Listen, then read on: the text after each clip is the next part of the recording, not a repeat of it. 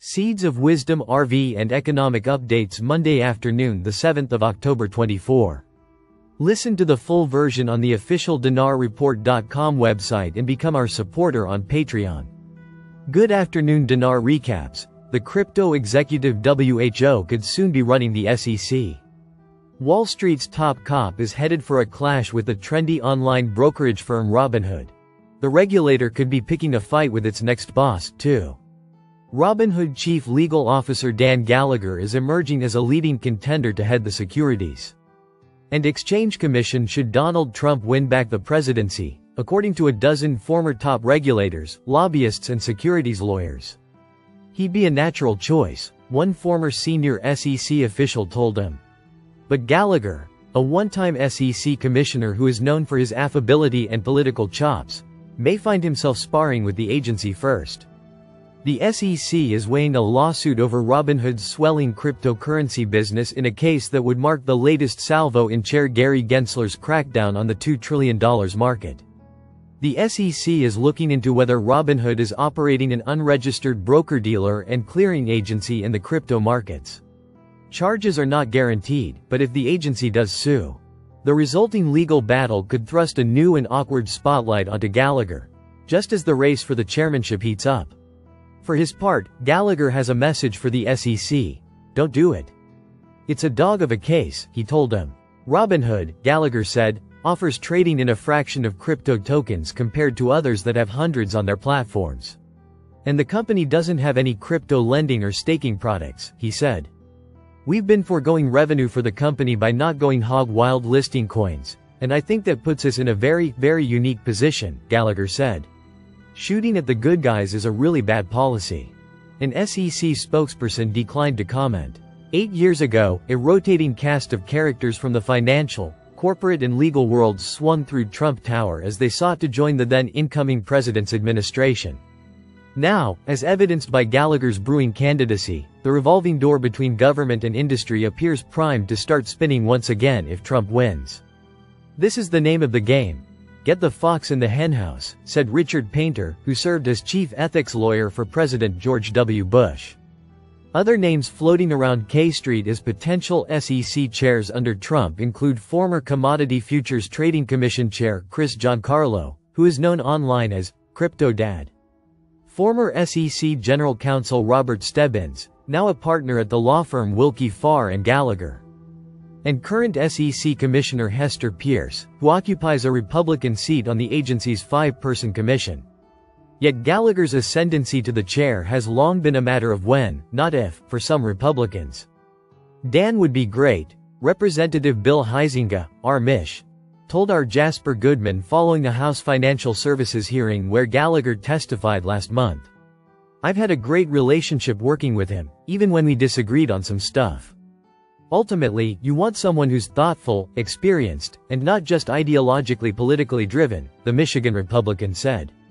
That's been, I think, the problem with Gensler. Gallagher as a commissioner blasted the package of rules enacted in the wake of the 2008 financial crisis.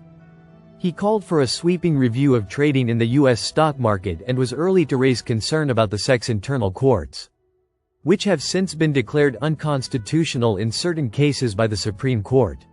He was also a regular on Capitol Hill, briefing lawmakers on the wonky area of securities law. If Trump did pick Gallagher, the Robinhood executive could face a contentious confirmation process. Democrats have long been wary of industry officials taking over federal regulators. And Robinhood has attracted a fair amount of congressional scrutiny over the years.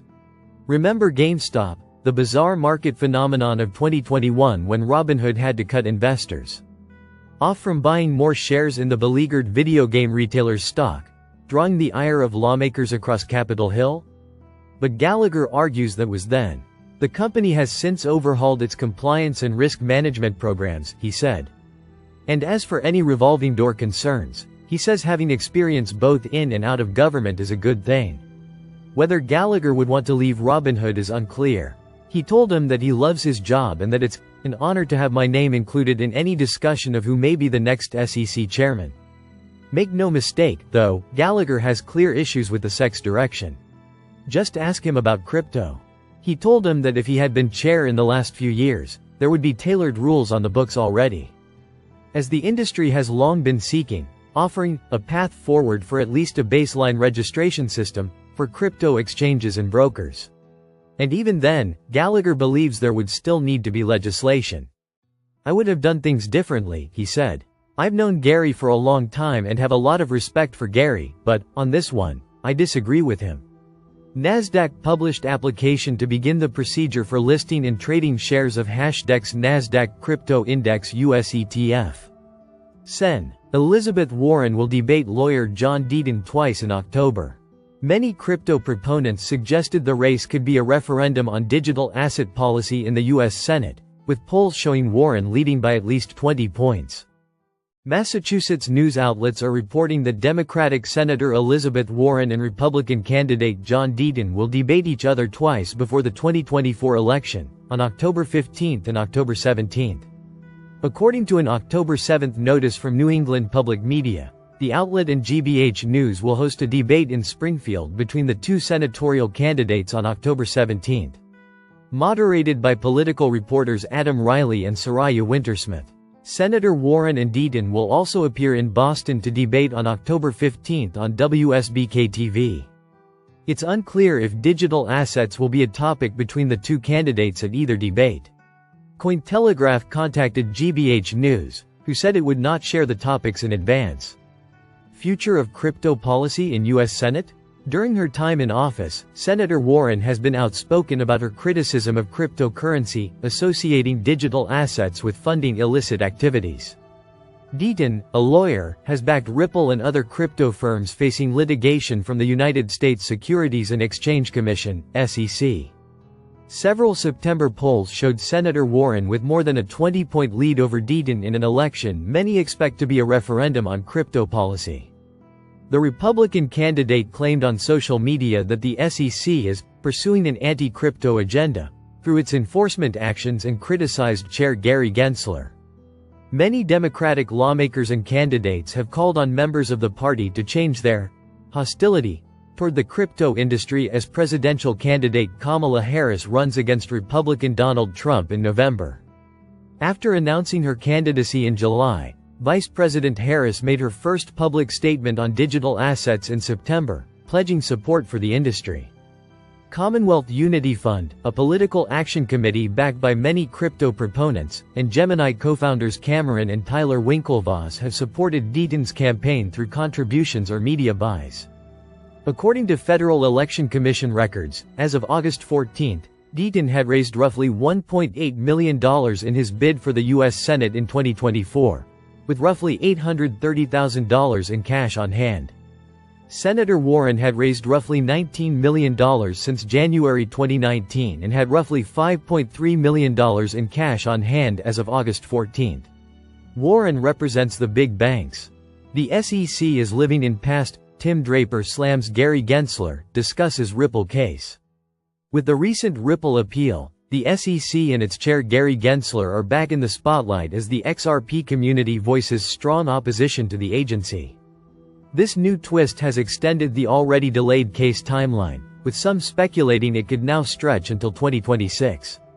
American venture capital investor Tim Draper appeared on the Thinking Crypto podcast and discussed SEC's recent actions and their impact.